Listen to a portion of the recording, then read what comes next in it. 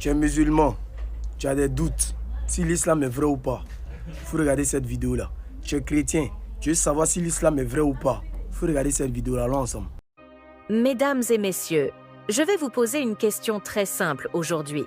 Une question qui pourrait, peut-être, changer la perception que vous avez de votre foi.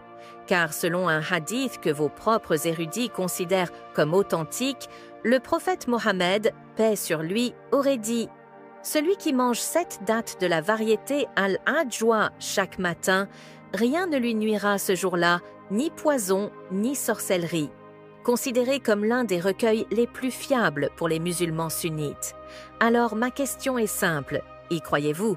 Si ce hadith est vrai, s'il est réellement une preuve de la véracité de l'islam, alors on peut le tester, non? Aujourd'hui, j'ai ici un liquide. Il s'agit, d'après ce qu'on m'a dit, d'un poison. Je ne suis pas scientifique, bien sûr, mais vous, les musulmans, vous avez un avantage. Vous avez ce fameux remède, les 7 dattes d'ajwa. Alors, si votre foi est réelle, si vos paroles sont vraies, et si votre prophète ne s'est pas trompé, alors buvez ce poison et prenez une date. Mais regardons d'abord vos propres textes. Quand une parole aussi claire est prononcée par votre prophète, pourquoi ne pas l'appliquer de façon concrète? Soyez honnêtes, soyez courageux, buvez. Et montrez-nous que l'islam est plus qu'un discours, parce qu'au fond, ce n'est pas seulement une question de foi, c'est une question de vérité.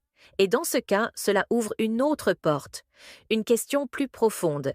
Si ce hadith, que vous considérez comme fiable, peut être remis en doute, alors combien d'autres éléments dans votre religion doivent être revus?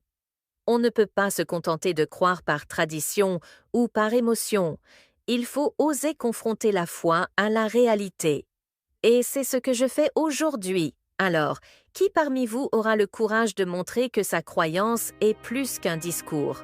Parce que moi, je crois que si la vérité est divine, elle doit résister à l'épreuve du feu.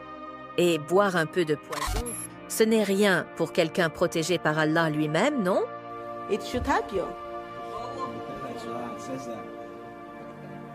Okay? Date? Can someone go and get a date? And also, can someone check if it is poison or not? Right, I think we should leave that there. I don't know what the public liability is like here, Hamza. I'm feeling it. So of course, someone needs to question if that is poison or some deception is going there or not. Sure. We will check that. Right, thank you. We've just got to finish just around 9 o'clock. Got a question here. Okay. The Sheikh was going to prove that he is the real lover of Prophet Jesus, peace be upon him. Okay. Fois, vous avez mentionné un hadith authentique, rapporté par Al-Bukhari, où le prophète dit « Celui qui mange 7 dattes ajwa le matin ne sera atteint, ni par le poison, ni par la sorcellerie ce jour-là. » C'est un hadith véridique, oui. Mais votre erreur est d'isoler ce hadith de son contexte et de sa fonction spirituelle. Ce n'est pas un verset magique. Ce n'est pas une formule de sorcier. Ce hadith ne dit pas « Buvez volontairement du poison, mangez une date et testez Allah ». Non. Il s'agit d'un rappel spirituel destiné à renforcer la confiance des croyants dans la protection divine, dans le cadre normal de leur vie quotidienne. Le prophète n'a jamais dit qu'il fallait boire du poison pour prouver quoi que ce soit. Il n'a jamais défié qui que ce soit par des tests de mort. Parce que l'islam n'est pas une religion de spectacle.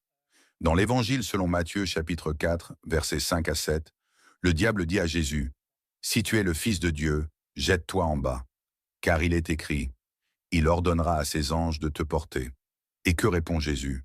Il est aussi écrit, « Tu ne tenteras point le Seigneur ton Dieu. » Alors pourquoi me demandez-vous ce que votre propre Messie a refusé de faire? Pourquoi exigez-vous de moi un défi que votre prophète, que vous considérez comme fils de Dieu, a rejeté en face de Satan lui-même? Cette contradiction, elle est profonde.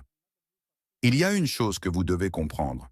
Nous, musulmans, ne testons pas Dieu. Nous ne le mettons pas sur scène. Nous ne disons pas « Ya Allah, prouve-toi à eux », car Allah n'a pas à se justifier. Et nous avons reçu les preuves déjà.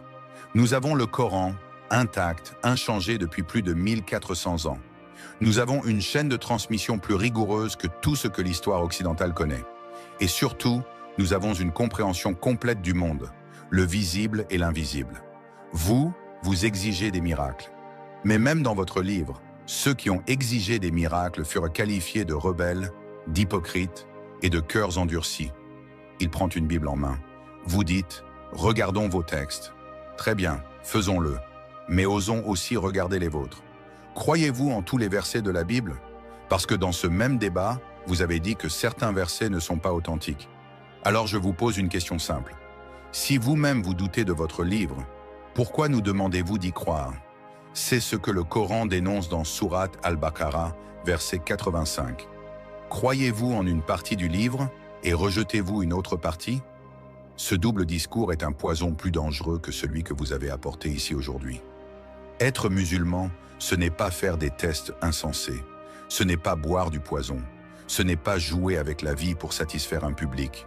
C'est croire en un Dieu unique, transcendant, parfait, qui ne naît pas, qui ne meurt pas. C'est croire en un livre intact, sans ajout ni suppression. C'est croire en un prophète qui n'a jamais dit « Adorez-moi », mais bien « Adorez Allah seul ».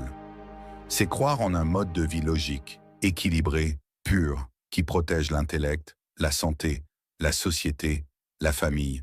Le fait que l'islam ait survécu à toutes les attaques depuis 14 siècles est déjà un miracle.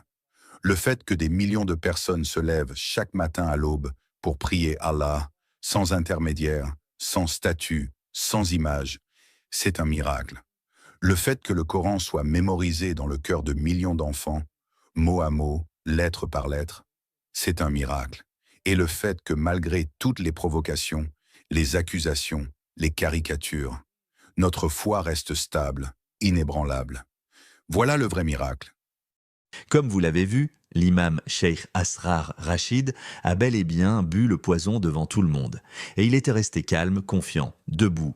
Mais peut-être que vous vous demandez encore, est-ce qu'il a survécu? Est-ce qu'il est encore en vie aujourd'hui? La bonne nouvelle, c'est que oui, il est toujours vivant. Et il continue à enseigner, à débattre et à défendre l'islam avec force et sagesse. Bon les gars, nous-mêmes on a vu la vérité, hein. C'est clair comme ça. Notre religion là, c'est pas une religion de magie, ou bien d'abracadabra, ou bien une religion de miracle. Première réponse, c'est pour les gens et personnes comme cela là. Si on est malin, on va revenir à l'islam. Nous tous, notre religion là, universelle là, c'est l'islam. Et deuxième des choses, c'est qu'ils disent que les hadiths sont pas vrais là. Vous avez compris non? C'est si hadith, si c'est basé puis l'abus, hein. C'est pas si autre chose, hein. Coran hadith. Celui qui dit que non hadith n'est pas vrai, il est perdu. Celui qui dit le Coran n'est pas vrai, il est perdu. Celui qui prend hadith et le Coran, il travaille avec ça là. C'est lui, il est bien guidé. Qu'Allah nous guide tous, qu'Allah nous donne la bonne compréhension. La jeunesse, ma cible, en ensemble. C'est pour éclairer la lanterne de toutes ces personnes-là. Que tu sois musulman ou chrétien, médite sur cette vidéo-là. Regarde plusieurs fois et en tire des leçons. Salam.